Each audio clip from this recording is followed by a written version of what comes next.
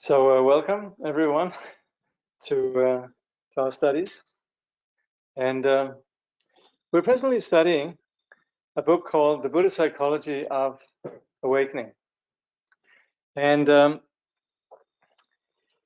this book is essentially an introduction to, and to some extent I guess it's justified to say, an in-depth you can say an in-depth survey of what we in Buddhism call Abhidharma. And Abhidharma is getting to understand our reality. It's not based on scripture in the sense that the good Lord told us this is how it is. So it's nothing that we should ever accept sort of as dogma in the sense of it being something that you need to learn and that's how it is. It's really just like you could say physics or chemistry or whatever. It's something that we're intending to experiment with. It's something that we need to actually observe in ourselves. So if we're, for example, talking about the mind, well, then there's a lot of things that we know from our own experience what the mind is. The mind can, for example, be perception in terms of seeing the objects. It can be emotional states. It can be degrees of clarity and so forth. So mind is something that we continually actually operate with as probably the most intimate, or definitely the most intimate factor through which we experience and everything. And it's very difficult for us to distinguish between the object, mind as an object that we study, and the one who is studying. So that's where the way of understanding mind is slightly different from the way that we ordinarily do science, where we very often have an object that we're studying and we try to understand it objectively. So this is, of course, where when we're studying Abhidharma, we're studying phenomena that we live. And so the intention with this study is that it's something that we check within ourselves, and we're using this study to begin to observe things about our reality. That reason, I would say, to follow this study, it's quite helpful to actually have the book.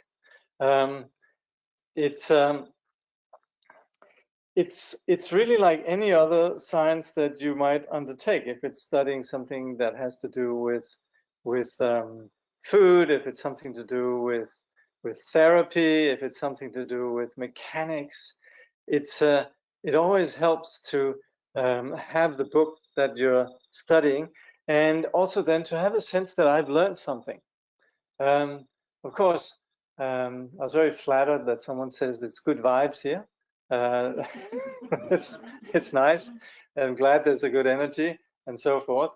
But and of course, I would be devastated if it was otherwise. But nevertheless, I would say, in addition to the good vibes, there's some there's a real subject matter that we would probably find quite helpful. And particularly us who are brought up in a critically thinking culture, we generally pride ourselves as not just swallowing anything as truth and being, you could say, researching things, being critical about you could say propositions, hypotheses, and so forth. So that's where, to approach Buddhism and to approach something like Buddhist meditation, then we're actually encouraged to engage an insight into the nature of our reality. It's not just that we're sort of, you could say, as a practitioner of Buddhism, ideally, you practice mindfulness, the mind calms down, you're a peaceful person. Within that peace, there's a gradual sense of ease with the world. There's a sort of a natural organic process, hopefully, of being more compassionate and so forth. So that, you could say, in terms of the experience, then this does take place, but it's also quite helpful to have some idea of this mind that we're working with, and also what this mind engages, meaning the world around us, the objective world that we're living with. And that's where, for example, we, in the Buddhist teaching, probably the most important what can we call it? I guess we could call it philosophy or philosophical observation, or the most important observation really that the Buddha came with is identifying how everything exists on the basis of conditions. This is something that we can verify. There is no solid, unchanging reality, that everything is always shifting. And also everything that we perceive is perceived in terms of our particular way of seeing it. And this is quite helpful because very often the things that we might get upset about, let's say it's a person, the moment that we begin to understand this person is made up of many different things, this person is not just a one-shot deal in terms of being good or bad, then we also begin to have we're less liable to fall into some rather primitive reactional patterns in terms of likes and dislikes. Once we know somebody, we know that they're complex. So so our sort of emotions and our way of interacting with someone, once we know that they're complex, we accept them, and we begin to be aware that there is, you could say, there's a lot of complexity which is interesting. And that's where we're willing to accept somebody. We have a much richer experience. And this also goes for the rest of the phenomenal world. When we understand the complexity of phenomena, then we're also willing to accept the richness of the colors, the textures, and so forth, with which we know where we normally might be involved in a very narrow degree of censorship. I want this, I don't want that, and so forth. And while it doesn't mean we shouldn't be discerning about the world and what drives happiness and suffering for sentient beings, but we should recognize that we are able to be much more in tune with our reality when we are willing to see things beyond just the vantage point of what we like and dislike. And that's where we have this perspective that we call vipassana, which is seeing things from outside of the way that we normally construct things, to actually be willing to see things from an aerial perspective. So this whole, Tim, could you do me a favor? Could you just close the windows and the door? Thanks. So this perspective of complexity is universal for all of the study we do in Buddhism, but here particularly, we are actually looking at then the mind and all the phenomena really that we encounter in this world. So that means mind and its objects. So we've been looking at then there's quite a bit. You could say the first section of the book has been very much about mapping how the mind interacts with objects and how the interaction with objects generates particular experiences of consciousness. And so that's where we have been looking at what we call the 18 dhatus, which are the 5 senses and then also the sense of the mind, and then their corresponding objects and the corresponding then consciousnesses. So this becoming 18 in all. But now we're looking at mind in the sense of it being the foundation for just general experience. And then we're looking at what's called, well, here it's called concomitant mental factors. Well, it just means that basically what happens in our mind, the ups and downs, like Steven says, the good guys, the bad guys. For example, generosity, courage, kindness. That's one set of factors. Then we, for example, would have anger or irritation or afflicted states of mind that drive suffering. And then we have varying degrees of this. So this is mapped in quite some detail in what we call the Abhidharma. And this then also comes, then we have also, which we'll be looking at today, then various things that belong neither to mind nor to just, you could say, matter, or, well, actually, what is it? Steven goes into sort of Husserl's phenomenology and is talking about what is again the experiential phenomenology and the logical phenomenology. Anyway, we have that'll come. It won't be there for too long, don't worry. But he seems to want to draw in Husserl in the discussion. And anyway, so we've looked at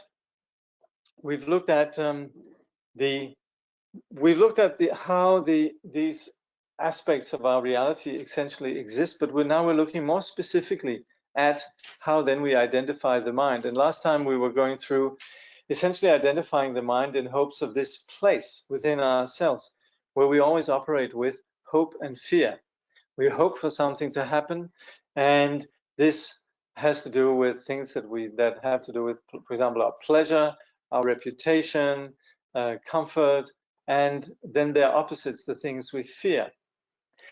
So now we'll look more, just looking at mind itself, and this is then this second column up here called mind, chitta.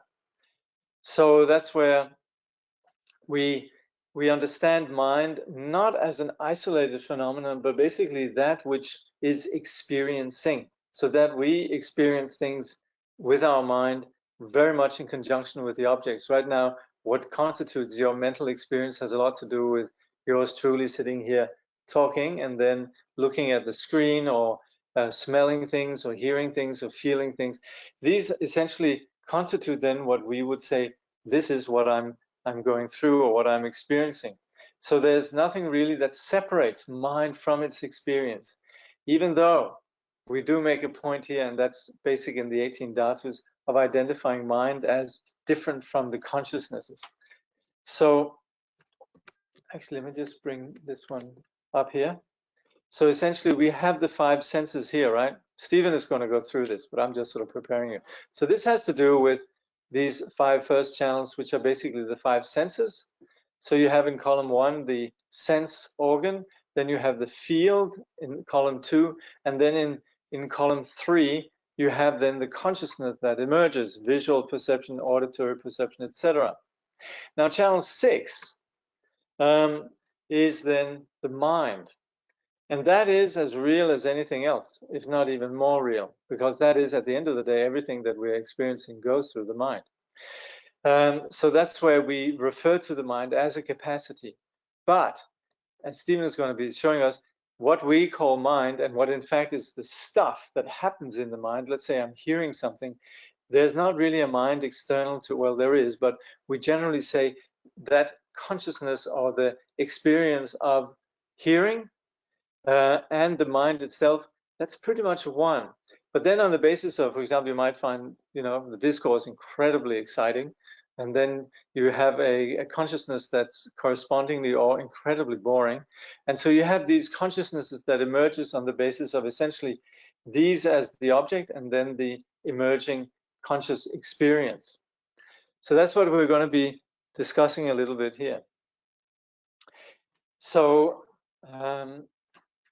then the heading mind, channel specific awareness. Let's get rid of this one. So he says the main source that all the Tibetan traditions refer to in order to define mind is chapter 1, verse 16 of the Abhidharma Kosha. Here it says that mind is the name for being able to become selectively aware. So that is the capacity for us to essentially direct consciousness, right? So it's selective awareness, and then there's a footnote which will be the Sanskrit. I guess we'll pop. Well, okay. Soso namrik. Okay, that's actually Tibetan, and that means the individual discerning consciousness. Soso meaning individuality, and then nam means the object, and rik is then the cognition. So the selective awareness. So Steven says, I would translate this as channel-specific awareness. So he says, remember here that the word that is used for mind in its channel-specific functioning is mind. That's the one over there, which is down here, channel number 6, yeah. Chitta, which operates in 6 different kinds of differentiated awareness, vijnana. And that actually is these here, these perceptions. They are consciousnesses, visual consciousness, auditory consciousness, etc., down to mental consciousness. So that's what we call vijnana, or in Tibetan, namshe, which is knowing particular objects, awareness of particularities. So in the Abhidharma, chitta, meaning mind, and vijnana, meaning consciousness, basically, are more specific, or vijnana also perception. Okay, let's use the word perception. So chitta, mind, and vijnana, perception, are more or less the same thing. That is to say, and this is down here then, mind and the stuff of the mind. That is to say, if we were to ask where the mind is, it is only in the 6-fold integrative and channel-specific places. In the sixfold integrative and channel-specific places. They call them 3 enumerations over here.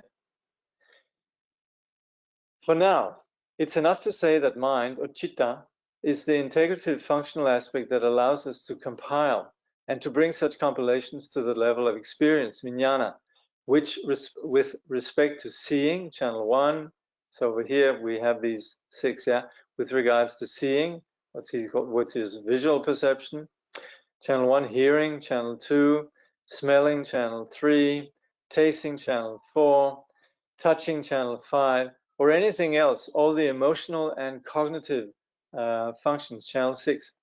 We're going to be focusing on channel 6 and the variety of so-called mental factors. But the fact that we can have an experience that we can later reflect on, the fact that we can integrate is mind. It is the chitta function of vijnana. So that's, for example, where we have memory. The fact that we might just take it for granted, but this is actually an extraordinary, you say, capacity that we can remember things. But we also need to remember that what we're remembering is just something that we're remembering right now, on the basis on we're drawing it from our memory, what we call the storehouse consciousness, and on the basis of that, we then have a particular experience that is taking place within consciousness. So we could say it's a very sophisticated organ, and again, it doesn't quite fall into the parameters of ordinary materialist science to understand mind. Now, perception. So he says, the analysis we've done so far should show that vijnana is perhaps poorly translated as consciousness. This we very often see, simply that we talk about consciousness, but that's also the more generic term. We might say mind is alive and well in terms of its perceptive functions. Perceptive functions means that we're capturing something that's channel specific, a percept. So this means that sometimes when we think about mind, we think about something really mystical and abstract and basically intangible. And actually, what really constitutes our mind is all our experience. That's what's happening all the time. Our mind is, like we would say, it's a bit like a crystal. If you put it on a blue cloth, it goes blue. If you put it on a red cloth, it goes red. So mind is continually influenced by the sense perceptions as well as thoughts. So we don't really have a mind apart from simply these experiences. Now, we're not saying that they are the sense perceptions either. We do differentiate, and there is a difference. This, of course, is the whole, you say, objective in the Buddhist path, is that the thing about mind is that we have a dualistic mind that thinks in terms of I and the object, and there we have this duality. And that's what drives the whole, you could say, misery of samsara, is this essentially objectification of what we could call the field. And so that's where the mind is really this place where it's not just, you could say, innocently or just inanimately interacting. It actually has a very essential, or it is the most essential cognitive role in terms of how we are relating to phenomena. And that's where we would say the difference between a Buddha and sentient beings is whether there's mind or there's wisdom, whether there's a dualistic mind that experiences all of this, or whether there's actually a mind that has basically eliminated or broken free, awoken from this dualistic conditions. And it's in that place that all the things that we perceive are perceived very differently. They're not different than the way that we see them, but they're actually just seen clearer. And that's why the Buddha, you could say, is clearer. The Dalai Lama is clearer. The sage is clearer. That really stands and falls with on the basis of this thing then that we call mind. But that whole discussion apart, then what we're doing right now is really just mapping the ordinary mind and how the ordinary mind then functions in terms of us identifying its role in terms of its the subject and the object interaction. So that's where the mind is really understood in terms of its living quality, really in terms of what it's going through in terms of perceptions. So some translators call these perceptions visual perception, auditory perception, and so on. This per means there's a bit of a division or a specificity of channel that is firing. So that's where the Tibetan Namshe also means there's something that we're getting at. It's specific. So we have a consciousness, auditory consciousness, hearing something, the visual consciousness or visual perception that we're actually conceiving something on the basis of a particular consciousness. So that's where Steven says there's a separation, a tuning in, and a specificity. Gosh, I don't normally use that word. I had to practice a bit before today's lesson for that. Specificity. There you go. Vasubandhu states that the V in Vijnana means according to the channel. Jnana or jhana is a general word that means knowing, an operation that retains information. So vijnana is the retention in a channel-specific way, meaning again the five senses and mind. Now we know that mind, in its variety and ways of piling up, does so in 6 channel-specific ways. Now, where's the I here? That famous guy or gal who's causing all the problems. And this is what I was talking about before. There's this self that all of a sudden is basically appropriating all these experiences and saying, this is me, and I don't like that. Or I like that, and I want that, and I don't want it to go away forever. And that's where we have this cognitive dysfunction that essentially constructs the ordinary, open, luminous, you could say, cognition in terms of a self. And that's where things go wrong. And there, hence, Steven is justified in referring to this I as the guy or gal who's causing all these problems. So where is it? Well, it's said that it's not given at the level of reality. So what we're doing here is just analysis. We're actually not taking into account the role that the I has as such. We're just mapping out how mind interacts. So at this level, we just have moments of seeing, hearing, smelling, tasting, touching, and other, meaning the mind. Any questions about this? Okay. Okay, let's see. When he says not given at that level of reality, it just means it hasn't had a chance to operate on the information that will construct itself. Yes. So here we're just talking about the basic ingredients and not whether we like them or not. Yeah. So, hi Jakob, does this way of seeing the functioning of the mind as not separate from the object of cognition correspond to the way that Chittamatra or mind-only school sees it? Well, here again, this is actually not, this is just at the level of reality as such, whereas the Chittamatra, I mean, this is a lot what the Chittamatra deals with. So the Chittamatra school, really, they're the ones that very much map how samsara or confusion plays out, how the path plays out, and how awakening plays out. So they did a lot of mapping and trying to understand the mind. And for them, for that reason, we're incredibly indebted to the Chittamatra school. And they were actually able to engage in the larger conversation in India in the, what would have been the 3rd, 4th, 5th, and 6th century Common Era. Actually, all the way up to the 10th century. But they operate with the mind in its absolute nature as non-duality. That's right.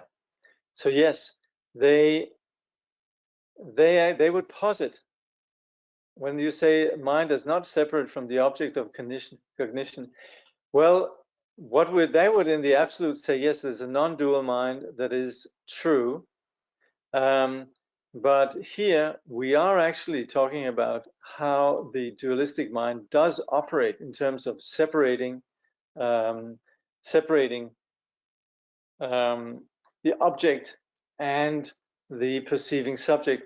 What might sound as if there's a non-duality that's taking place is when we're talking about mind and the way that it functions in terms of its perceptions, right? So so that's where we. It's a little bit of a different discussion presently. Isn't the I saying I like, I don't like? Yes, exactly. And that's where we end up actually having the afflictions of the mind on the basis of this like and dislike. There we can see we suffer when we become increasingly fussy. Then we suffer, and life just doesn't always play out the way we like it. And so we're very often suffering from holding on to what we do like and trying to avoid what we don't like. And very often we're stuck with what we don't like. So so in this way, the I, we could say, oh, that's just the nature of things. But actually, this is where the Buddha discovered that's actually due to a confusion. And that's actually due to a confused condition, a delusion that constructs an I where there actually isn't any. And that's why the Buddha then taught the path, really seeing that sentient beings, they unnecessarily suffer on the basis of this I. And the Buddha essentially taught how to engage a wider vision in which we're not caught up in the sort of the dimness of subscribing to this error, this confusion.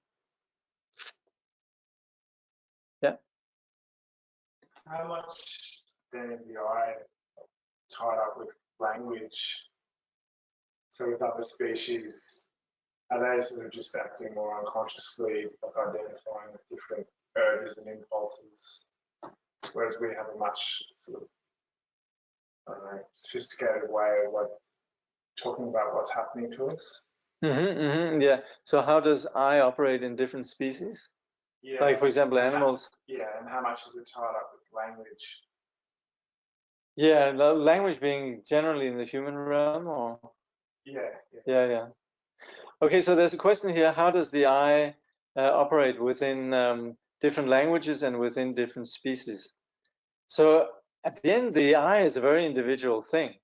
So we could, of course, probably, the structuralists in the humanities, they'd probably have a lot to say about how language plays in, between the signifier and the signified and all this kind of stuff, right? So that's where we have a whole science around how language constructs anything, including the self, right? What we say in the Buddhist teaching is really just at a very personal level, we just operate with a sense of I, and sort of, you could say, the ape instinct of just me. And that's common not just for humans, but that's also common for animals, with all respects to apes, right? But it's just something that's incredibly basic to our being, right? We just say me. So it's really universal across all the different realms of confusion. Yeah. They play out in different ways. The different different dispositions, like in the Buddhist teaching, we describe the different dispositions that you have in the different realms.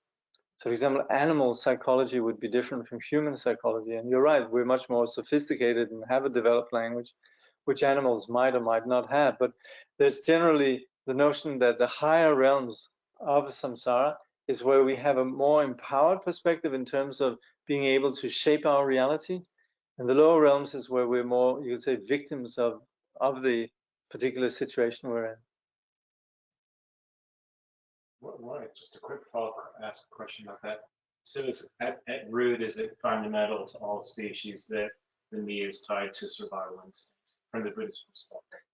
Yeah. So yes, would the Buddhists endorse that the I is tied up with the survival instinct? Definitely, yeah. But they would never see. That's where, for example, Buddhism and Darwin, they would differ, right? Because you wouldn't say that that's a given. In Buddhism, we wouldn't say it's a given. It's not only that we learn it, but it's innate in terms of, as long as we have that, it's lifetime after lifetime. We're subject to this essentially ignorant assumption. That's the default state, and then with some deep work and reflection, you can just uncouple from that. Yeah. So yes, it is the default experience of what we call samsara, and it can be treated through the path. There's then 84,000 different remedies, yeah, and the whole path, yeah. Okay.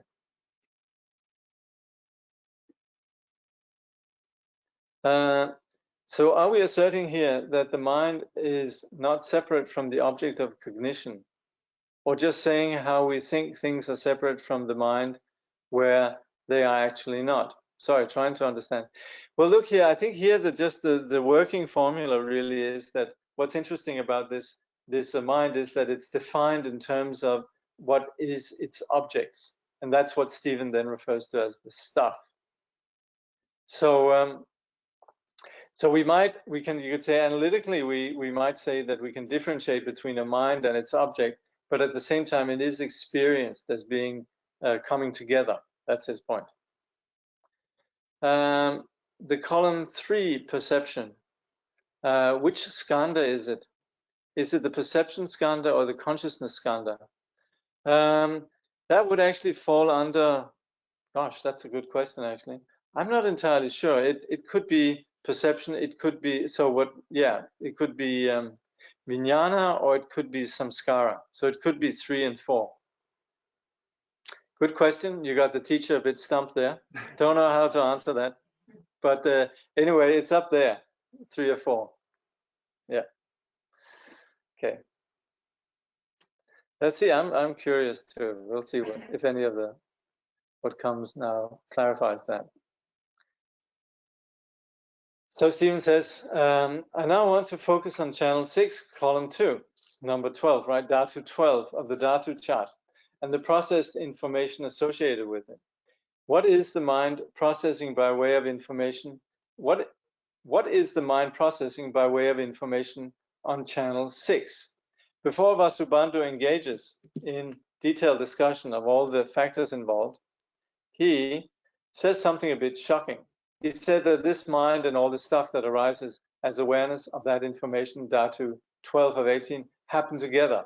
Mind is what comes in its wake. Mind and what comes in its wake happen together. And that's actually what we've been discussing now here for some time. So you guys are already cool with that. But anyway, that's the point really about number 12, that the phenomena of the mind, the experience of the mind, just in terms of what is identified, is in fact very much tied up with the mind. So you could say the stuff of the mind and the mind, it's happening together. That's his point. So he then says, we can analyze these different aspects, but we should never think that there is something separate called mind, actually existing apart from mental events. Again, I think we're all cool with that at this point. It said that mind and mental events. So what is that? Let's just see here. Mind and mental events. Sem and Semjung, yeah. Just mind and what is happening in the mind. They operate at the same time together in coordination. They're not the same, but they are, but they're never discovered as separate. The point here is that the statement by Vasubandhu says mind, i.e. knowing or chitta, and mental events, the content of what is known as chitta, always arise at the same time. Okay, this is where we can look at this chart here, where we have this general, this mind, this generic mind here, but how it actually plays out is all these things here. So this is all the mental factors. There can be happiness, suffering, like, dislike, doubt, trust, all these kind of things that essentially you could say fill up the mind. That is then the topic of what we're looking at here. So that's how Vasubandhu then separates these two. But of course they come together. So now looking at the mental factors, which is essentially this column 3, it says, what are these various factors that come together? What's in number 12 of the Dhatus? In the chart of 75, which is this one you're looking at now, we have a group of general functions. So that's number 3 here, I think. A group of good guys, a group of bad guys, even more bad guys, some less bad guys, and then finally those that are neither good nor bad. All of these are ways of analyzing all the different aspects of what we can discover in mental reflection. They are always connected with mind. They are always connected with mind in order to be truly there, for that energy packet to be happening, for having an experience. So again, that's the essentially the mind as we refer to it, then connected with what is being experienced. Now we're going to have something curious, which is the elements neither substantial forms nor mental functions. This very often is translated in a very user-friendly way as non-associated compositional factors. Better get used to that. But anyway, Steven has a much more nicer way of putting it. Elements neither substantial forms nor mental functions. So he says, but the Buddha and those who followed in his footsteps noticed something else about reality. They noticed that there seemed to be general laws that regulated consciousness, but those laws were not only true when they were in experience. For example, what is the difference between psychological and logical reality? They noticed just one simple thing for which thousands of pages have been written in the West. And that is essentially, okay, that's within philosophy where you distinguish between subjectivism and objectivism. So you have philosophers who are very much sort of seeing things how they are and trying to sort of see what the ontological vision is. And then those that were more oriented towards subjective experience in the epistemological aspect of things, how we engage with things. So that this is true. There's a lot of pages have been written on this subject. But again, it really just comes down to that which is tangled up in experience and that which is devoid of that. Okay. And what was observed was the following. They noticed the fact that 2 + 2 is 4 is not only true when we're thinking it. It is not only true when it is an experience for us. This is a vexed problem, the difference between psychological space and logical space. Where is mathematics where I'm not thinking of it? Is there such a thing as mathematics when I'm not thinking of it? Stuff like that. A very precise language was developed in the West in the early part of the 1900s to investigate this point. Husserl, in his logical investigations, criticized the conflation of truth as a psychological present reality and truth in the sense of what is logically true, what is not a psychological truth, meaning not dependent on being present for the mind as an experience. Now, this is kind of interesting for Buddhists because we do have a similar thing with the two truths. There's truth that is what we call relative truth, which is truth from the point of view of how we individually experience things. This we also have with, how we construct things. We're different people in different contexts, and we see the same object in different ways. We hear the same piece of music in different ways.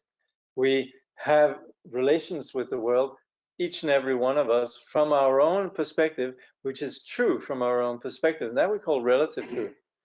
And then there's also reality, where we would say phenomena in that they are constructed by these subjective labeling. In and of themselves, phenomena don't have any reality. And that's where basically we open up. This is a tremendous perspective of openness. And that is the scope of a Buddha's vision, is actually that phenomena don't exist as something that can be grasped by the ordinary dualistic mind. And neither the mind itself doesn't have anything that can be grasped. And in fact, there's nothing that can actually be grasped objectively. And that's the delusion that we fall into when we dualistically begin to have this self and object. So in the Buddhist context, then absolute truth is the absence of this dualistic perspective.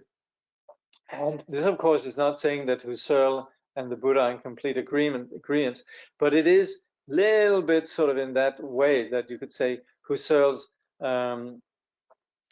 what he would call logical truth, or what Steven is referring to as logical truth, and then the truth of experience or experiential truth. So that's where this is, Steven says, the difference between truth of experience, experiential truth, and logical truth. The two first, by the way, fall under one. They're one. Yeah. Now, Subandhu listed factors as logical truth in column 4.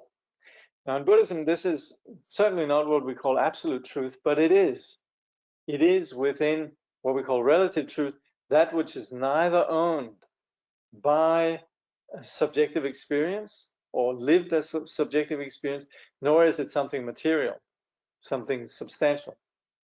So for example, we have things like life, birth, impermanence, stuff like that. All these are realities that occur within relative truth, within our reality, but it's neither mind nor matter as such. So he says, this column 4 is classified as not conjoined with mind, meaning the reality of these factors does not depend on being connected to the mind. So for things like life, birth, fleeting stability, decay, impermanence, all these things, right? Column 3 has to be connected or conjoined with mind for it to be experientially true.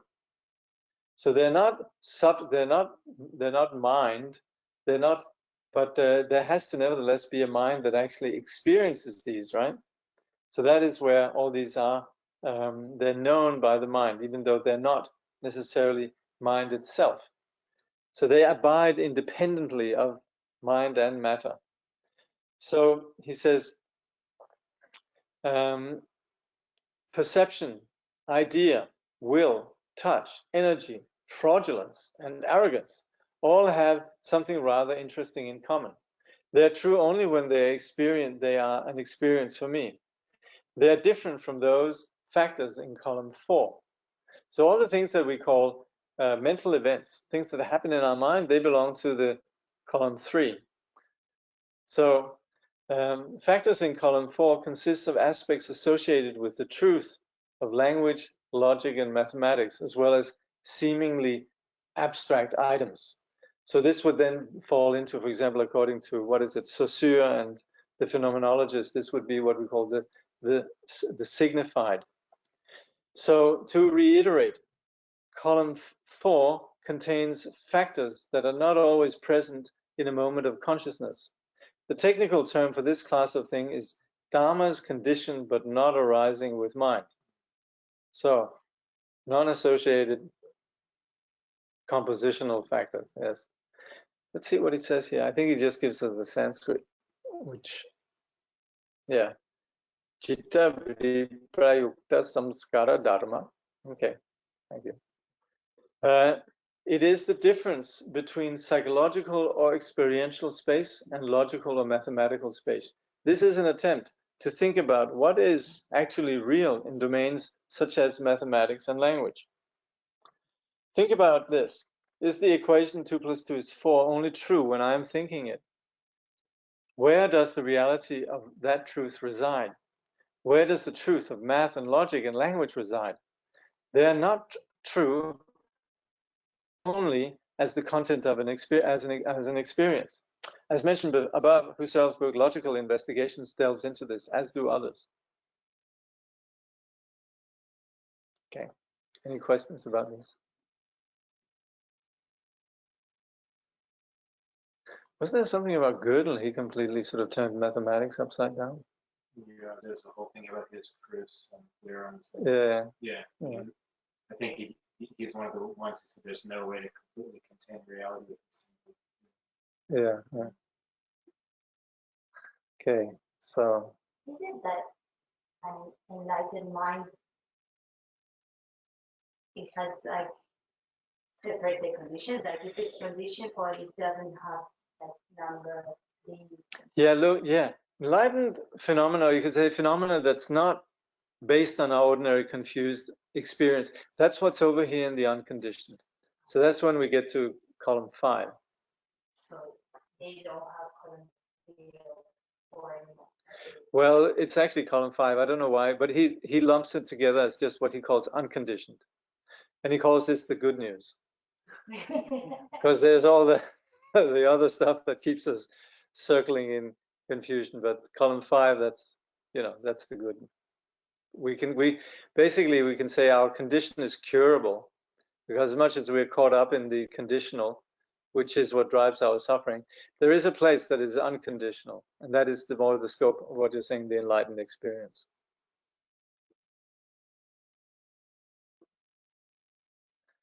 So, okay.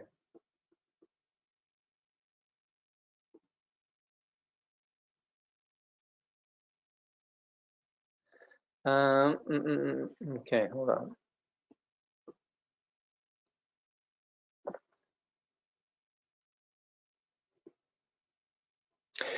Vasubandhu said, mind arise. So does that mean mind is conditioned since it's arising? Yeah. This must refer to dualistic mind. Yes. As the Rigpa pristine awareness doesn't arise per se, right? Yes. That primordial awareness is unconditioned. So I guess it's beyond this table. Well, it's a little bit, yeah, it's not particularly included, but it is implicit in the unconditioned. So we would say it belongs to over on the far right side.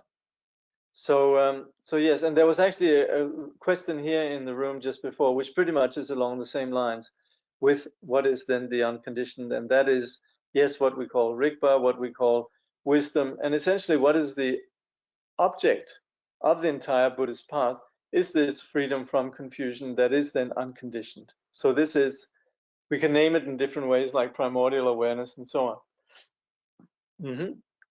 How can name, word, etc. not be conjoined with mind? Aren't they created by mind? Yes, they are concepts created by mind and understood by mind. Don't understand. Yeah, you do understand.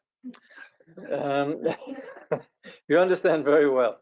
Because yes, what you're saying is in fact that all of this is conditioned. And that is the point with all the discussions that we're talking about here over in the condition, the 4 columns of what is conditioned. But you see, even though, yes, time, space, all these things, they exist on the basis of the conditional mind, they nevertheless, they are present, even though we might not, they're not exactly like experiences that are tied up with our immediate present, psychological mood or state and so forth.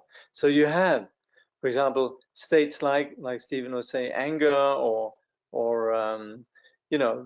joy or whatever. These are all psychological states. But when you talk about life and birth, these are conditions that exist external to our immediate state of mind. But you're right, they are concepts and they are phenomena that are based on the dualistic mind. They are concepts indeed, and so they're basic to the dualistic mind, which is not presently being discussed here. Right now, we're really just looking at the functioning of this conditioned mind. I had a conversation with a friend about reality, and I got stuck at this point. Does physical world, matter, arise independent from a mind that perceives them? I.e., can we say that Himalayas are there even though no one is there to perceive them? I think we just can't tell, right? Thank you. This is actually an important point. And that is where, even within neuroscience, I am led to believe that there are different camps, which you could talk about those who are called sometimes eliminativists. They would say there's a causal closure, meaning the Himalayas are there, I'm here, and yes, the Himalayas have nothing to do with my mind. 2 different things. But then there are those who would say, well, the perception of Himalayas, let's say we give them a name, let's say we have an idea of the Himalayas, and so on, that actually has a lot to do with the one who is constructing it. So at the end of the day, it's difficult to have a complete causal closure in the sense that all experience of the Himalayas really is tied up with the way that we perceive it. And so that's where we have the interactionist camp that then identify how the way that we're constructing the world is tied up with the subject. So yeah. So physicists tell you that they don't exist until you actually perceive them. They're there in potential. Yeah. Like the moon is there in potential. Yeah. It's not actually there until you look at it. Not quite. Something close to that, though, is it? Not a conventional physicist. They would Quantum still, physicist. yeah. Yeah, sorry. That's what we call a quantum breakdown, right? When it's collapses. yeah, collapses. Yeah. Yeah. That's a kind of a popularized version of. It's a bit more involved than that. Yeah. Yeah. I mean, if you start to read it, it seems like that's where it gets sloppy, and a lot of physicists would say it's not really like that. In terms of, there's not an agreement among quantum physicists that the mind is what collapses the wave function. But that's more in the detail, and that's true. There is a lot of appropriation of quantum physics. That's why whenever I make statements about quantum physics and physics, I'm always slightly nervous because, you know, I have Peter here. I sort of look to him and I check out, am I sort of, he often seems to be somewhat in agreement, but then again, he might take into account my... That's a classic example where if you talk to most hardcore and quantum physicists, they would say that's an assumption that hasn't been rigorously evaluated. It's an idea. As to what collapses the function, there's no agreement.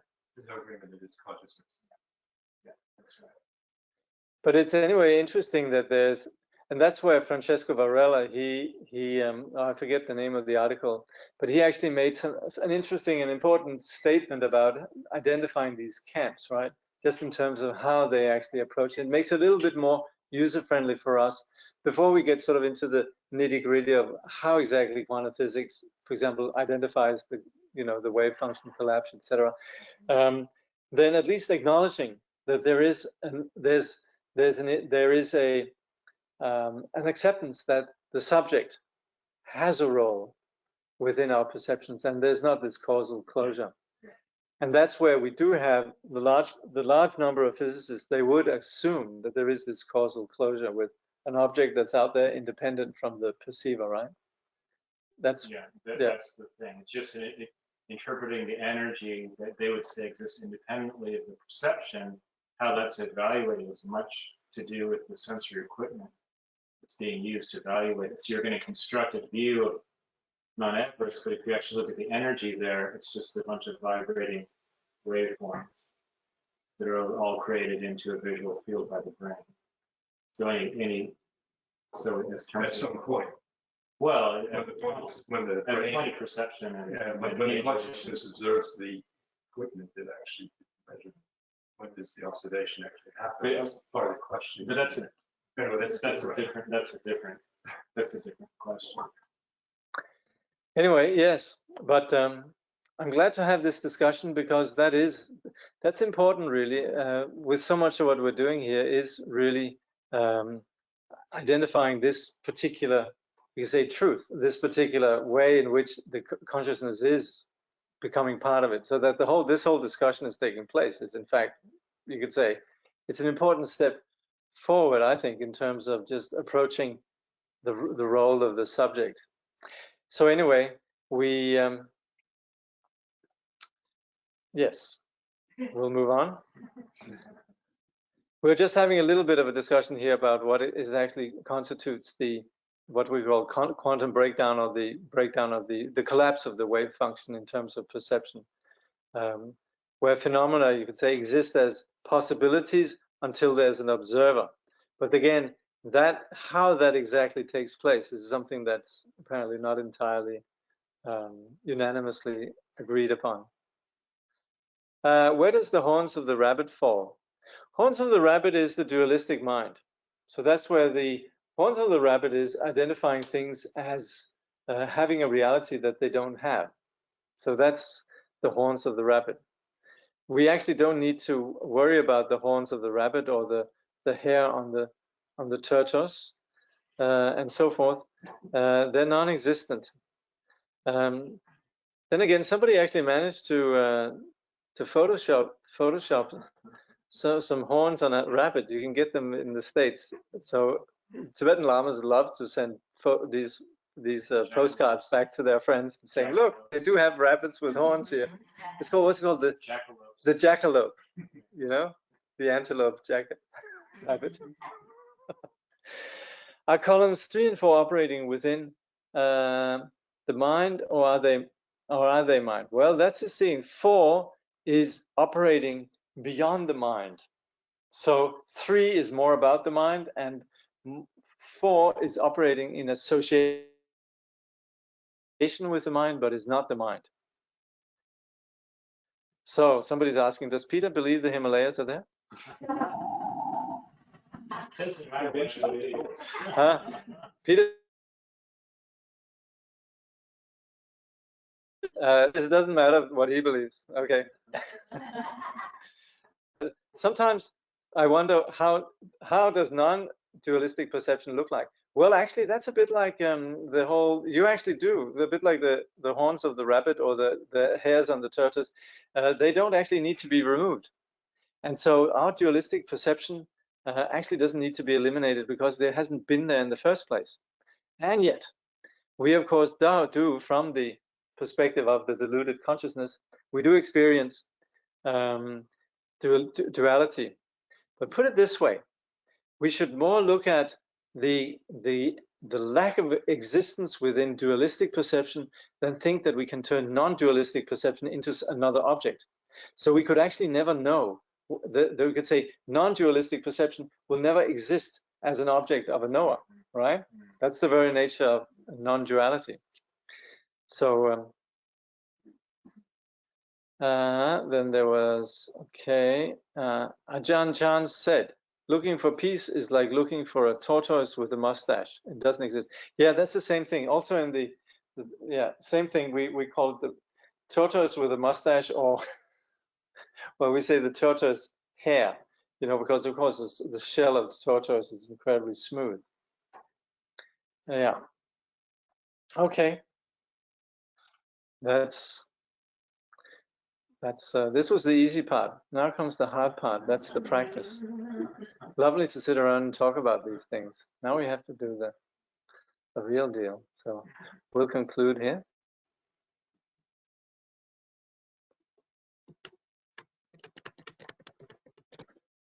By this merit, may all attain omniscience. May it defeat the enemy wrongdoing. From the stormy waves of birth, old age, sickness, and death. From the ocean of samsara, may all beings be free. May bodhicitta, precious and sublime, arise where it has not yet come to be, and where it has arisen, may it never fail, but grow and flourish ever more and more. Okay. We'll have a 2-minute break, and then we'll proceed to the next program.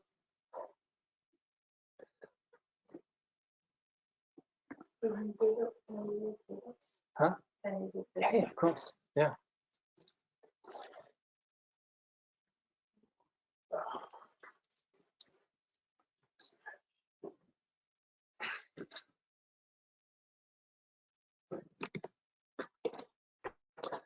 There are you people. I know, when you referred my name, it's, I was Santiago.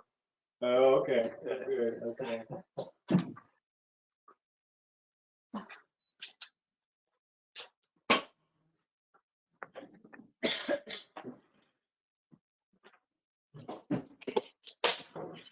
Oh, actually, you're both Peter. Peter and Peter. Allow me to introduce you. Okay. Peter, And Peter's thinking, which of us? Oh, that's right.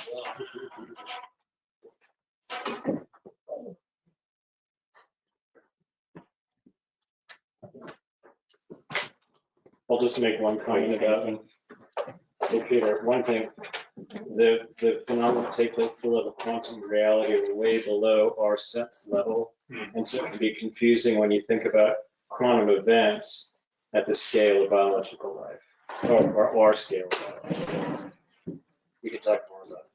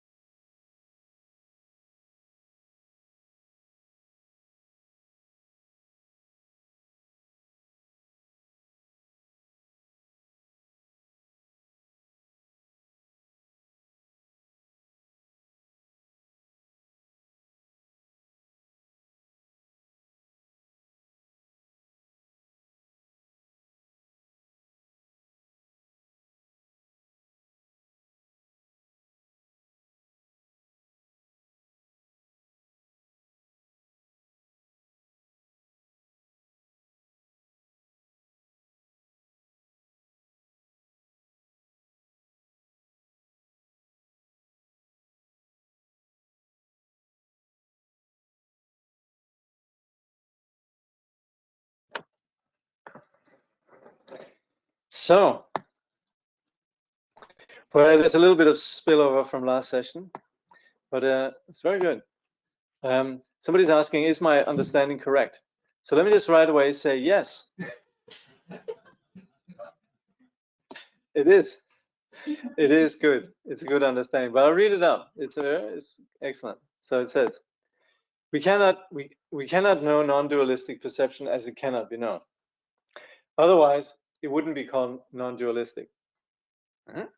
So rather than try to understand that, rather we should look at the emptiness within dualistic perception. Correct? Yes. So that is everything that we call the middle way, Madhyamika, non-duality, emptiness, Prajnaparamita, and all of that, essentially is not constituted as a philosophy, but rather as a critique. So so that's where with that understanding, we understand where it is we go wrong. So we have a lot of reason to be concerned about our dualistic misperception of reality. But reality will never be known by some new, essentially dualistic conception of reality. And that's why in the 9th chapter, the wisdom chapter, the way of the Bodhisattva, in the way of the Bodhisattva, it says the absolute is never the scope of the ordinary intellect, meaning the dualistic intellect. Excellent. You just helped me break through. And I have had a mega aha. Sadhu, sadhu, sadhu. Okay, good. That's good. That's good. All right. Well, now we're going to take this to another level, which is actually consistent with what we were just talking about. Because when we're meditating, we're actually not sitting there constructing anything. We're really just getting to the bottom of this. If we have that kind of understanding, then meditating actually makes a lot of sense, because that's the place where we leave. And understanding where it is the mind goes wrong, we discontinue its ordinary practice of fixation. So the mind normally, what we've been talking about here all along, is how the mind objectifies things and holds on to things, and we develop our version of things. And so we're always operating essentially within reacting to things and essentially pigeonholing them.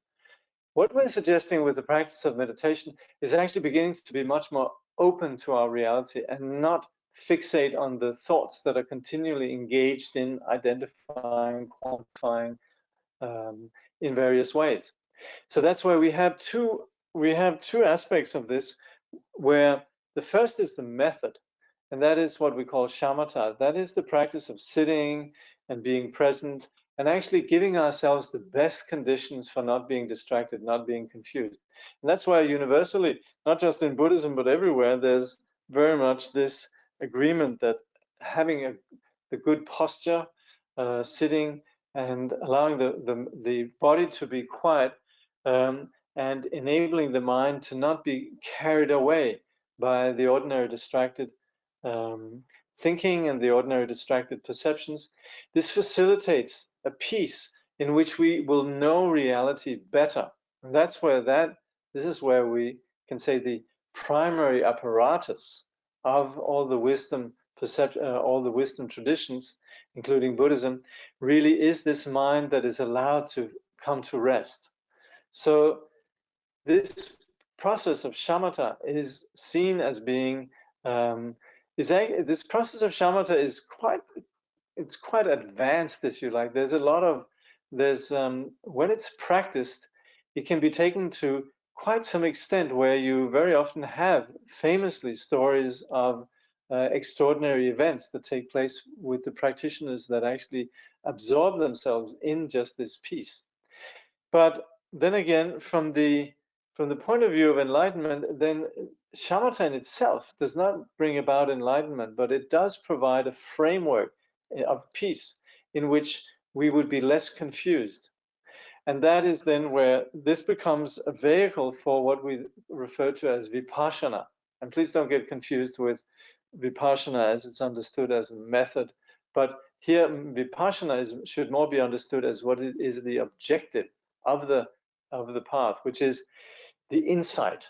And vipassana literally means wider perspective. Again, there's this V, and Pashana then means is seeing, but it's greater seeing.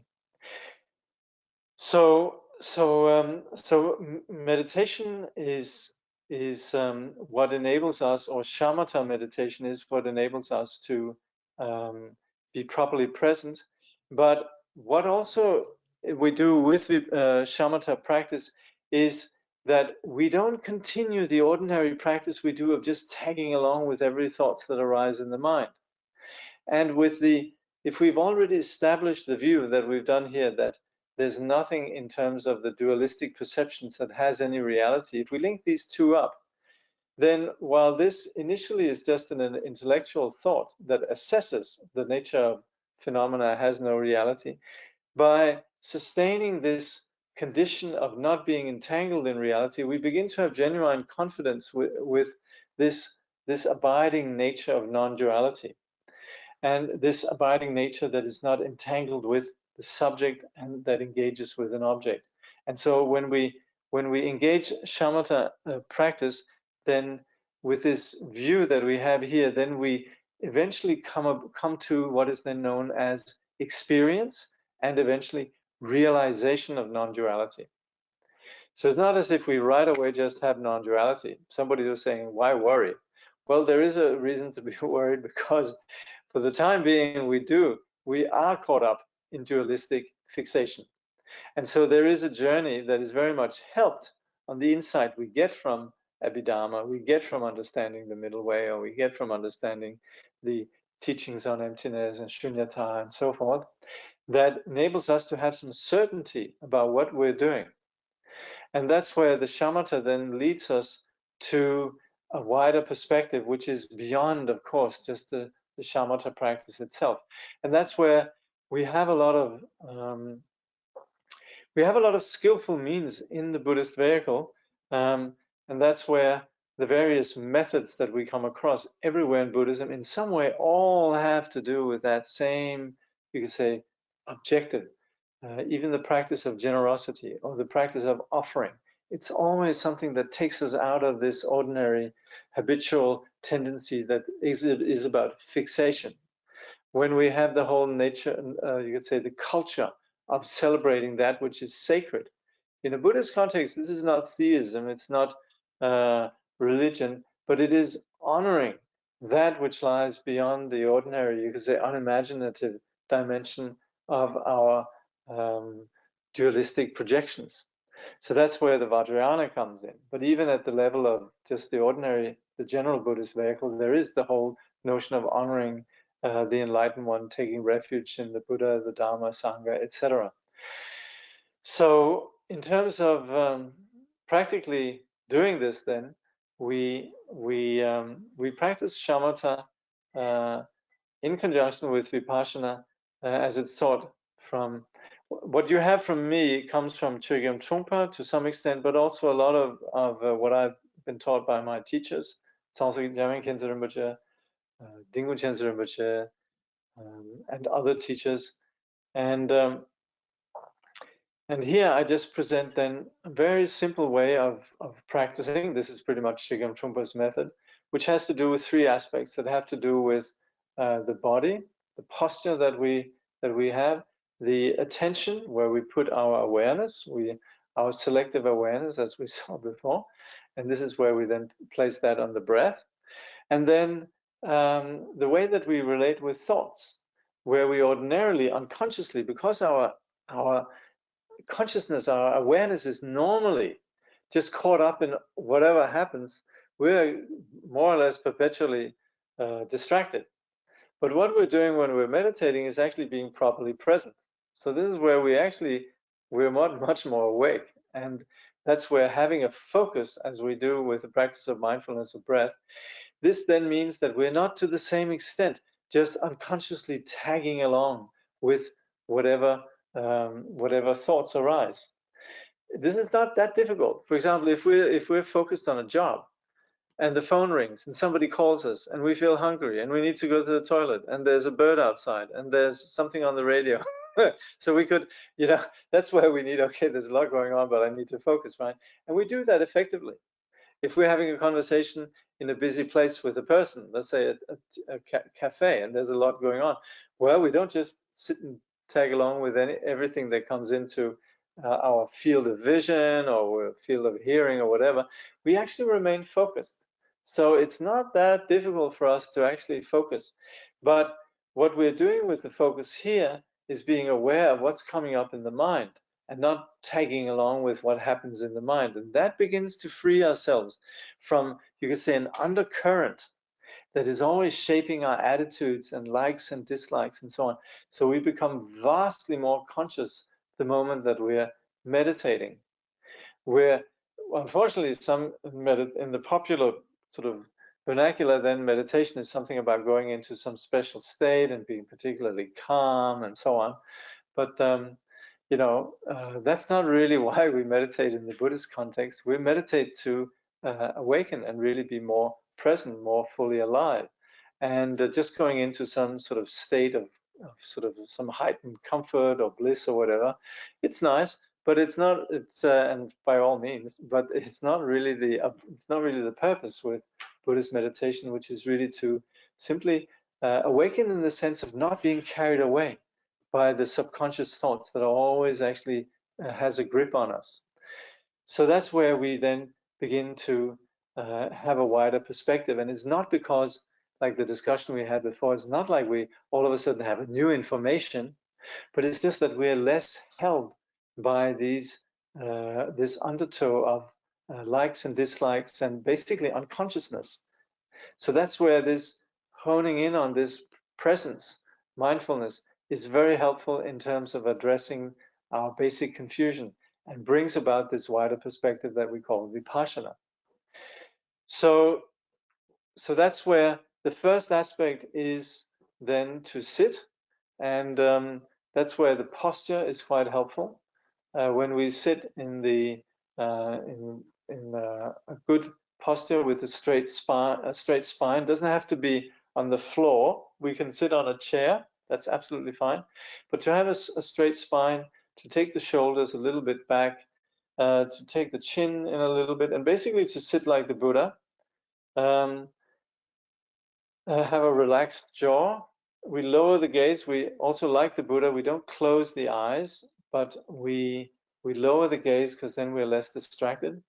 We have the hands then on the knees. This is called mind at rest, or we have the hands in the lap, the right hand on top of the left in the lap. That's called mind in equanimity. Whichever suits is absolutely fine. That more or less constitutes then we keep the mouth a little bit open in case we need to breathe through the mouth. But that's the posture. And we sit with some commitment to not moving, even though it's not essential that we don't. If we need to adjust, that's fine. If we're not comfortable, then it's fine to adjust.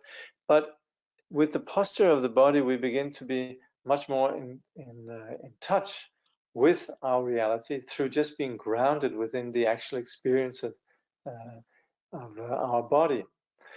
So that's where it's not just about sitting still so something amazing could happen, but it's more just actually feeling our body, being connected to our body. So it's very somatic as well. So then the next aspect is then we would say the breath, but it's actually there where we focus our attention. So the mind, which is ordinarily just all over the shop, flittering after this, that, and the other, we focus it. Just like if we're having a conversation with someone in a busy location, we focus on the person we're talking to. Here we focus on the breath, and we particularly then apply focus as a way of not being carried away by the thoughts. We're not going to stop thoughts, but it's more just the reference point. So it's a bit like an anchor that keeps us present. Supposedly great meditators, they're very present. Actually, there's one of my favorite stories about just a practitioner's mindfulness. It's a friend of mine who studied with his teacher Kangyur Rinpoche in Darjeeling in the 1970s, and one day a yogi came to visit Kangyur Rinpoche, And Tukapem Wangel, he was there, and as Kanchen Rinpoche, he was sitting in his bed, and the yogi was going to just sit on a chair next to him, as he normally would do. And Tukapem Wangel went up to my friend Martin and says, as soon as Lama Gyudrak, he's about to sit down, pull the chair away from under him. And and Martin did that. Before Lama Gyudrak hit the floor, he was in full lotus. By the time he was sitting boom, like this, that's presence. This is, just always being that present. Oh, no chair. That's pretty impressive. So this is just that's really where we would say the practice of meditation is not about us becoming otherworldly. It's very much about us actually being able to handle heavy machinery and actually being good at driving in heavy traffic. So it's that quality of mindfulness. So how we then sustain that here presently is that we focus on the breath, and the breath that exits from our nostrils. Then as the breath exits from our nostrils, we're aware of it, then it fuses with space, and then we let go. We actually don't concern ourselves with the in-breath. Of course, when I say that, then we then think in-breath, and so the more you say, don't think about a shoe, right? Don't think about the in-breath, then we'll be attentive to the in-breath. But the technique actually lies in that we're quite proactive in terms of being focused on the out-breath. And then we relax. And there's a lot of value in having some relaxation when we're meditating. So it's not about going into trance particularly. So us being aware of the out-breath, we're proactive in being aware of that, and then we relax, and again we're aware of the out-breath. So in this way, we sustain this awareness of the field or the space that we are, and also not closing our eyes also is quite helpful there, because that's again where we're not separating ourselves from the world or our perceptions. We're not going into some sensory deprivation, but we're just remaining open, and we're also remaining open when we go out with the breath. And that is quite helpful. Especially, we were talking about non-duality, and this is quite helpful in terms of what we could call space and awareness. So being aware we also are engaging with the space that we're in. So as we do that, then the third aspect of the technique is when thoughts arise, we know them. They might be thoughts which are incredibly predictably boring, familiar narratives, thoughts about catastrophe, thoughts about things that we really like or things that we really dislike, etc. Whatever comes up, thoughts about things that are happening now, perceptions, hearing a dog bark, or memories, whatever it is, this is all taking place within the present moment. So that's where we just acknowledge that there are thoughts that come up, and we label them thoughts, but we don't necessarily follow after them. So that's where whatever psychological material that arises in this when we're meditating, this is where we train ourselves in not being, you could say, we train ourselves in not being gripped by the psychological material in the way that we normally do, and we begin to discover some autonomy, where we begin to have a wider perspective. It's also like if we've had a vacation and we're relaxed, the same things that we normally struggle with actually seems to be remarkably easy, or certainly easier. So that's where this relationship to the thoughts, this way of simply just acknowledging the thoughts but not getting entangled in them, this facilitates a wider perspective. And this is then where you could say this is the dawn, or the gateway to Vipassana experience. And so this doesn't in any way mean that we don't know what's happening in the mind, but we're simply not fixating on it as we ordinarily do. So in this way, we have an opportunity really to clarify and train in being better at handling our mind, and being more comfortable in that place which we actually live with 24/7 at all times. So this is very helpful. And in terms of the the impact of this is that also not being caught up in the same narratives that we ordinarily are gripped by and that ordinarily constructs a strong sense of separation between ourselves and the world or our experience, then this also begins to soften the relationship to our world and implicitly becomes the opening up towards greater compassion. So that's where the sage naturally, through no longer being caught up in selflessness, in selfishness, and discovering this dimension of egolessness or selflessness, then also begins to be more, have less barriers between self and other, in the sense of being more compassionate. The natural disposition of the mind being engaged with the world is intrinsically free from this self and the rigidity of the self, and it is naturally warm. So we would say the qualities such as love and compassion and kindness naturally emerge when the mind is no longer held prison as such. So we do this practice, and this is essentially meditation, but we do this practice in conjunction with a practice called Buddha Anusmriti, where we invoke the Buddha as the embodiment of the quality of enlightenment. And that's where the Buddha is then honored as somebody who has the sacred dimension, or who embodies, or who possesses, who is the awakened one.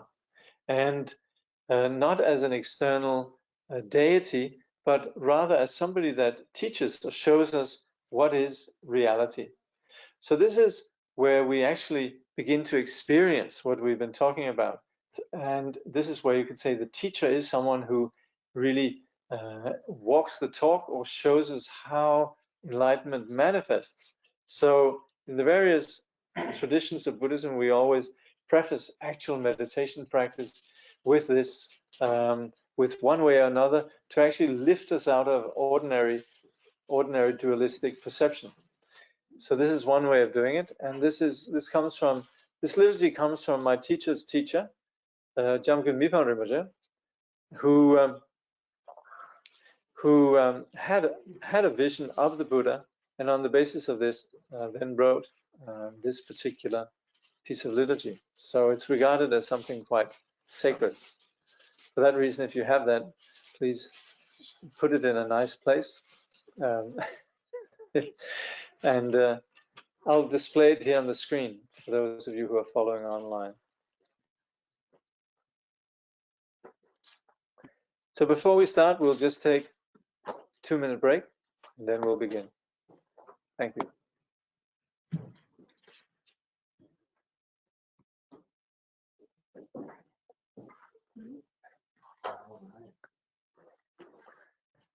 Tschüss.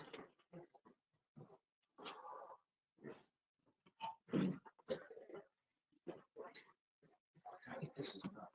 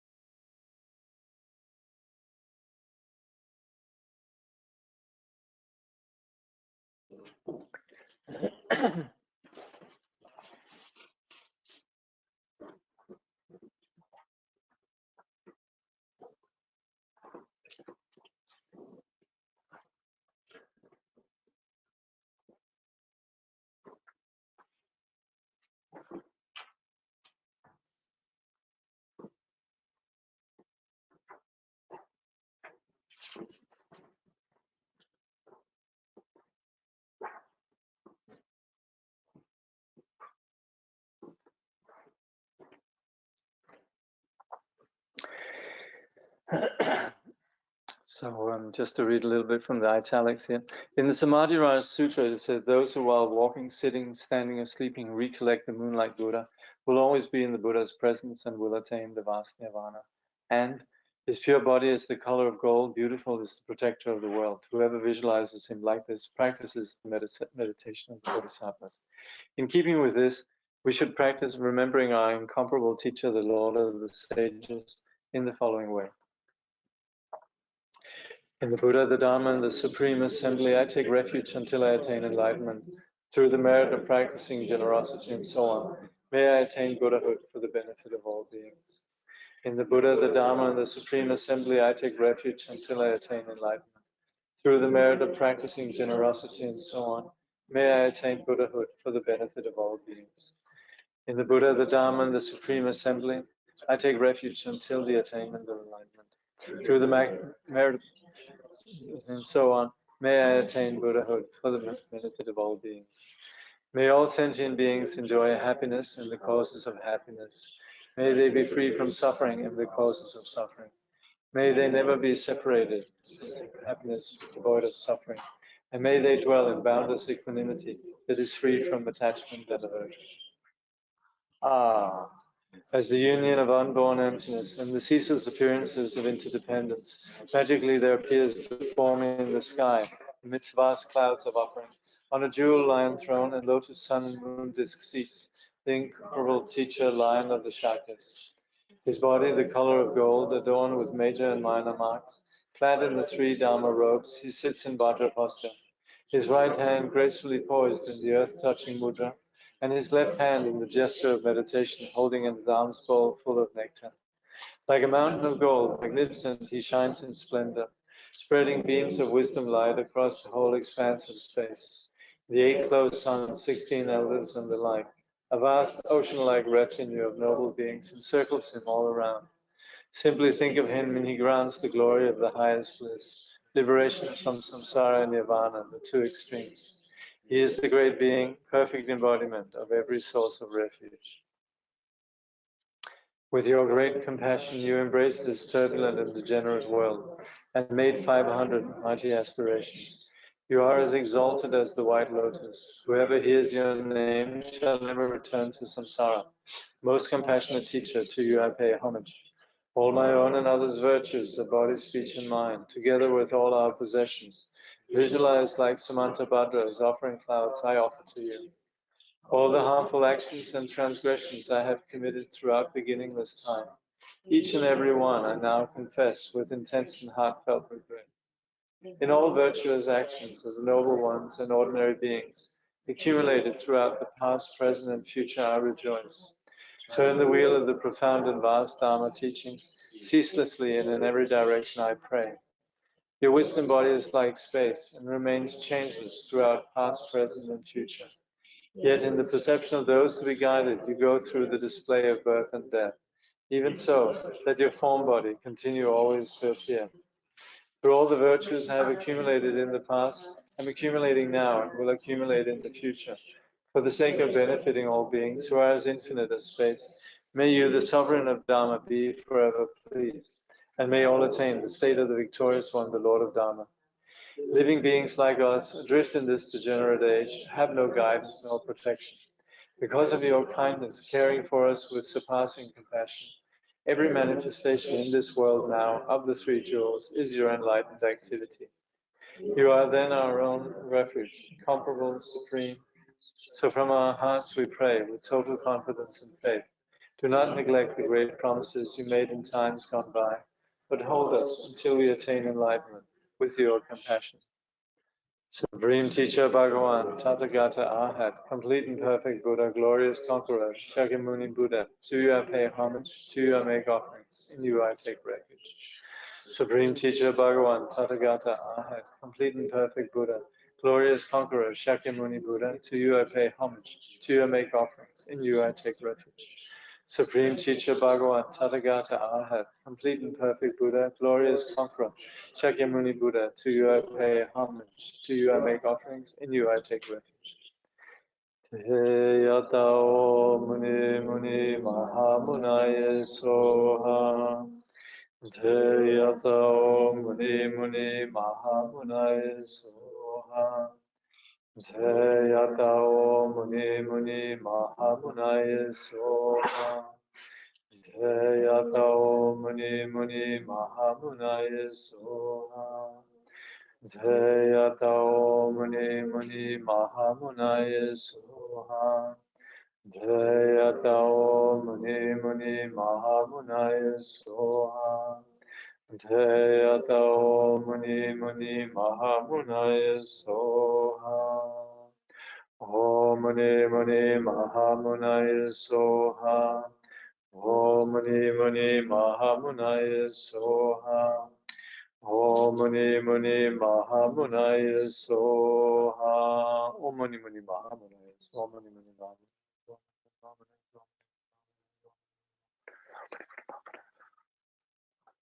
Om muni muni mahamunaya soha. Om muni muni mahamunaya soha.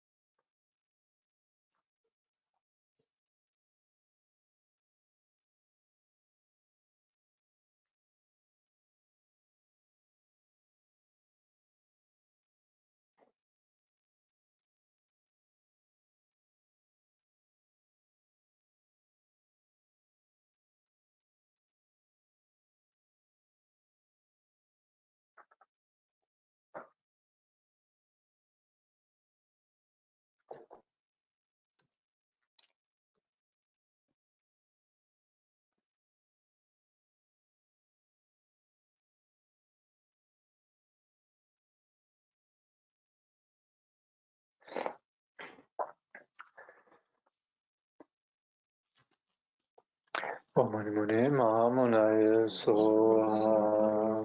From the Buddha's body there emanates a great radiance, a multicolored rays of wisdom light, dispelling all our own and others' obscurations, and causing all the genuine qualities of the Mahayana path to arise within us, so that we attain the level of, from which we will never return again to samsara.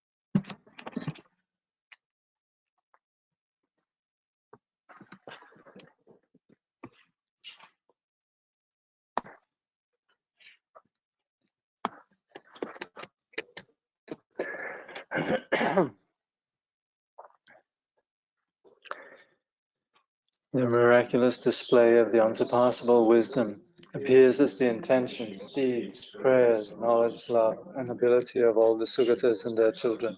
May all beings become exactly like them.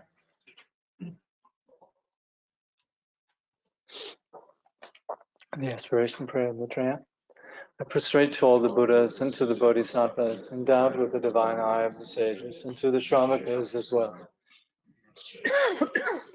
Counteracts birth in all lower realms, perfectly shows the path to the higher realms, and leads to no aging nor death. Whatever negative actions I have done under the influence of an afflicted mind, in the presence of the Buddhas, I fully acknowledge them all. By the accumulation of any merit I have created, through the three kinds of activities, may my seed of omniscience grow, and may I attain awakening that never ends.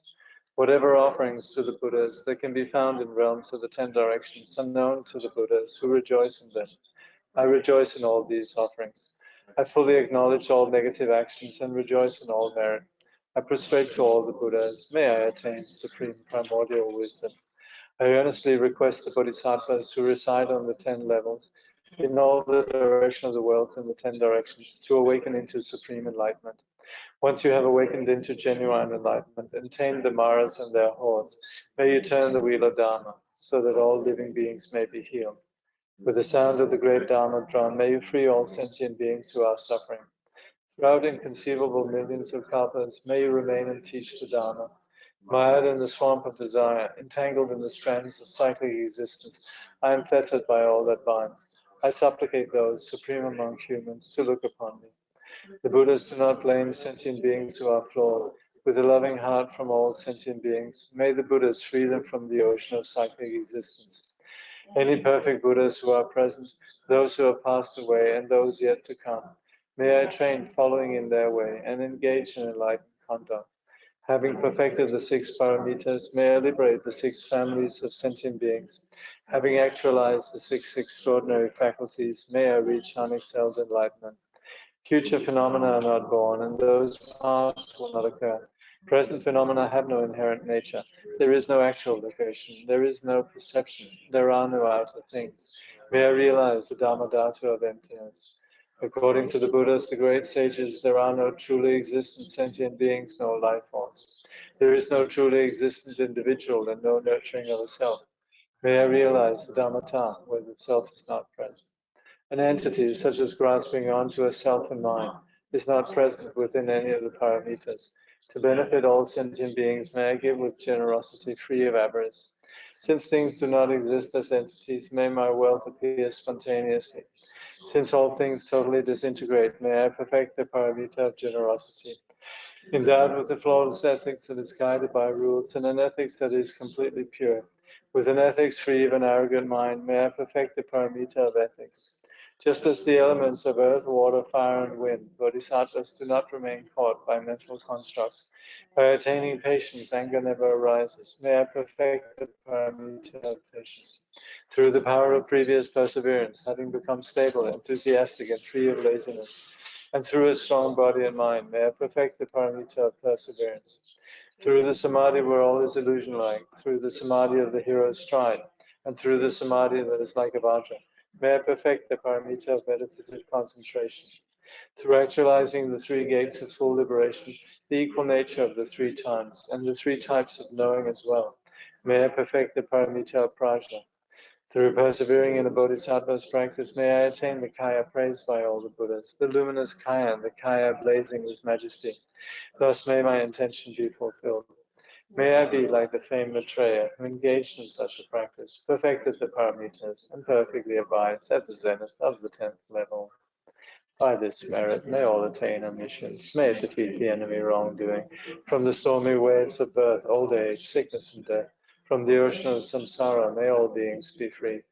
May bodhicitta, precious and sublime, arise where it has not yet come to be, and where it has arisen, may it never fail, but grow and flourish ever more and more. May the Buddha appear in this world, may the light of the teaching shine like the sun.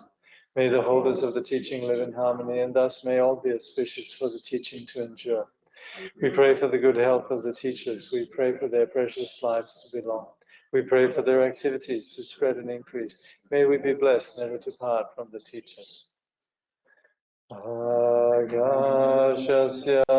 sthiti yavat yavacca jagataha sthiti tavan mama sthiti bhuyaha jagadugani nignata.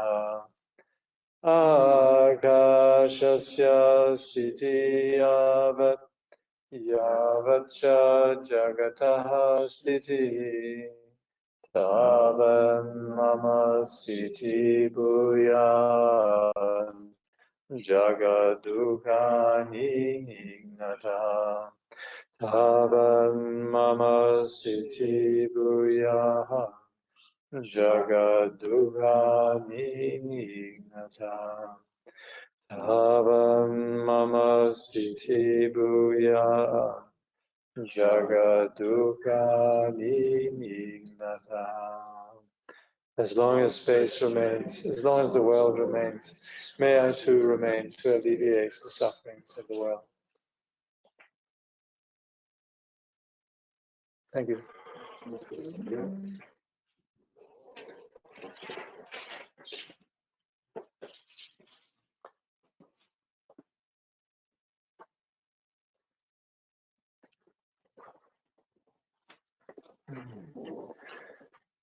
So